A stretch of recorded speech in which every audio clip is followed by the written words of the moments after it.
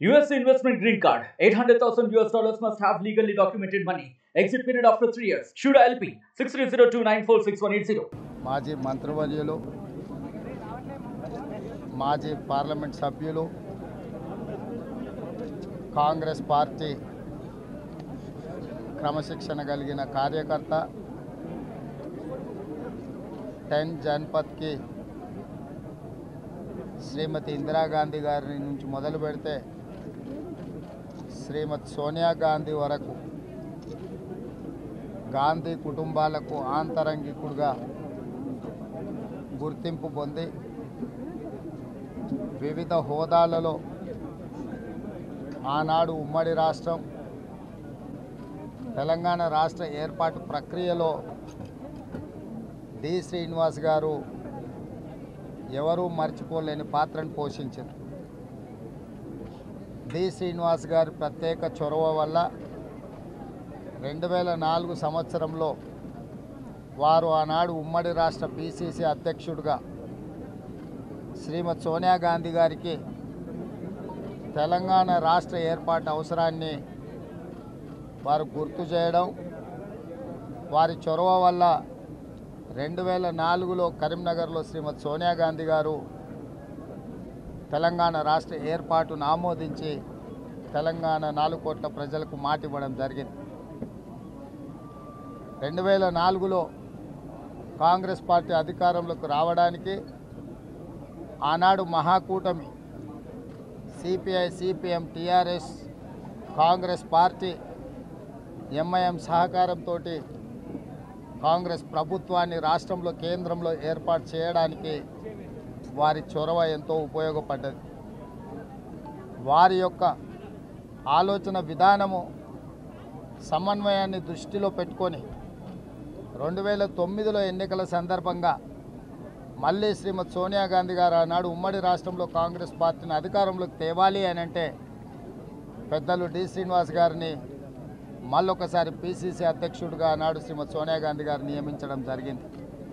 అంటే డి శ్రీనివాస్ గారి యొక్క పనితనము, వారి చొరవ, శ్రీమతి సోనియా గాంధీ గారికి వారికి ఉన్న అనుబంధము మనందరము గుర్తించి, అదేవిధంగా డి శ్రీనివాస్ గారు మధ్యలో కొన్ని అనివార్య పరిస్థితుల్లో పార్టీకి దూరమైన సెంట్రల్ హాల్లో డి శ్రీనివాస్ గారు ఎదురుపడితే శ్రీమతి సోనియా గాంధీ గారు, ఎందుకంటే నేనే ప్రత్యేక సాక్షిని, సీను హవారియు అని డి శ్రీనివాస్ గారిని పలకరియడం జరిగింది.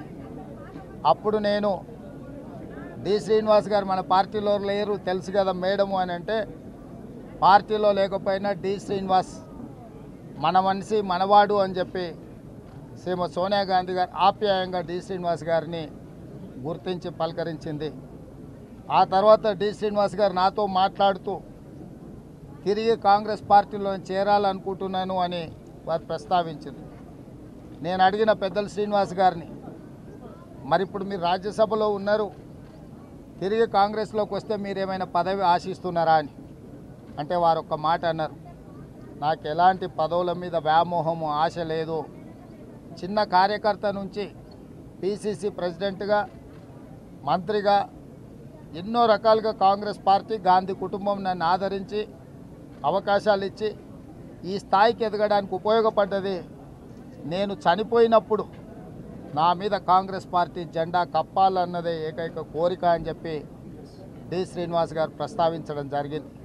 అందుకే నిన్న ఉదయం ఈ దురదృష్టకరమైన వార్త నాకు చేరిన ఎంబడే రాష్ట్ర ప్రభుత్వ అధికారులకు ఆదేశాలు ఇచ్చి అధికారిక లాంఛనాలతో డి శ్రీనివాస్ గారికి దహన సంస్కారాలను నిర్వహించండి అని హుటాహుటిన మా డిప్యూటీ సీఎం బట్టి విక్రమార్క గారిని, శ్రీధర్ బాబు గారిని, ముఖ్యమైన నాయకులందరినీ డి శ్రీనివాస్ గారి ఇంటికి వెళ్ళి వారి పార్థివ దేహం మీద కాంగ్రెస్ పార్టీ జెండా కప్పి కాంగ్రెస్ పార్టీ తరఫున వారి యొక్క చివరి కోరికను నెరవేర్చే బాధ్యతను మా మంత్రివర్గ సహచరులకు ఇవ్వడం జరిగింది.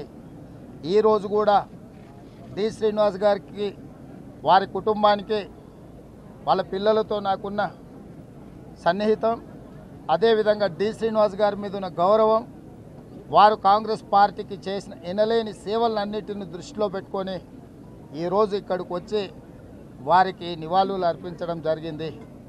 డి శ్రీనివాస్ కుటుంబం, కాంగ్రెస్ కుటుంబం, ఈ కుటుంబానికి ఎప్పుడు కాంగ్రెస్ పార్టీ అండగా నిలబడుతుంది.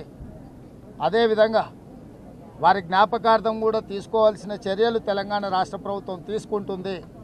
ఈ కార్యక్రమాలు పూర్తి అయిన తర్వాత వాళ్ళ కుటుంబ సభ్యులతో చర్చించి ఏం చేస్తే బాగుంటుందో తప్పకుండా ఆ కార్యాచరణ చేపడతాం. ఈనాడు చాలామంది, ముఖ్యంగా నిజామాబాద్ జిల్లా నుంచి తెలంగాణ రాష్ట్రంలో బలహీన వర్గాల శాసనసభ్యులు, నాయకులు ఈరోజు కనిపిస్తున్నారు అని అంటే వాళ్ళందరినీ గుర్తించి అవకాశాలు ఇచ్చి ప్రోత్సహించిన నాయకుడు డి శ్రీనివాస్ గారు. ఇక్కడ ఎరావత్ అనిల్ కావచ్చు, మధు యాస్కి గారు కావచ్చు, లేకపోతే ఈ జిల్లాలో అన్ని జిల్లాల కంటే ఎక్కువ ఈ జిల్లా నుంచి బలహీన వర్గాల ప్రాతినిధ్యం కూడా డి శ్రీనివాస్ గారు ఇచ్చి ప్రోత్సహించడం జరిగింది. కాంగ్రెస్ పార్టీకి సిద్ధాంతపరంగా, కాంగ్రెస్ పార్టీకి ఒక విశ్వాసపాత్రుడుగా డి శ్రీనివాస్ గారిని కోల్పోవడం కాంగ్రెస్కు తీరని నష్టం. తప్పకుండా వారి జ్ఞాపకార్థం వారి గౌరవం పెరిగే విధంగా మా ప్రభుత్వం చర్యలు చేపడుతుంది. వారి కుటుంబానికి అండగా నిలబడడమే కాకుండా కాంగ్రెస్ పార్టీ పక్షాన శ్రీమతి సోనియా గాంధీ, శ్రీ రాహుల్ గాంధీ గారు ప్రత్యేకంగా వారి కుటుంబానికి తన యొక్క నివాళులు చెప్పమని రాహుల్ గాంధీ గారు నాకు చెప్పిండ్రు. ఢిల్లీలో పార్లమెంటు ఇతర అంశాల ఒత్తిడిలో ఉండి వాళ్ళు రాలేకపోయినరు. శ్రీమతి సోనియా గాంధీ గారు ప్రత్యేకంగా సందేశాన్ని పంపిస్తామన్నారు. రాహుల్ గాంధీ గారు కూడా నాకు ప్రత్యేకంగా వారి కుటుంబానికి తెలియజేయమని చెప్పిండు. మీడియా మిత్రుల ద్వారా డి శ్రీనివాస్ గారి అభిమానులకు శ్రీమతి సోనియా గాంధీ, శ్రీ రాహుల్ గాంధీ గారి యొక్క నివాళులు కూడా తెలియజేస్తున్నాము. వారి కుటుంబానికి ఎప్పటికీ కాంగ్రెస్ పార్టీ అండగా నిలబడుతుందని ఈ సందర్భంగా తెలియజేస్తున్నాను. మరిన్ని వీడియోస్ కోసం ఛానల్ ని సబ్స్క్రైబ్ చేయండి. లేటెస్ట్ అప్డేట్స్ కోసం వాట్సాప్ ఛానల్ ని ఫాలో చేయండి. అండ్ లింక్ డిస్క్రిప్షన్ లో ఉంది.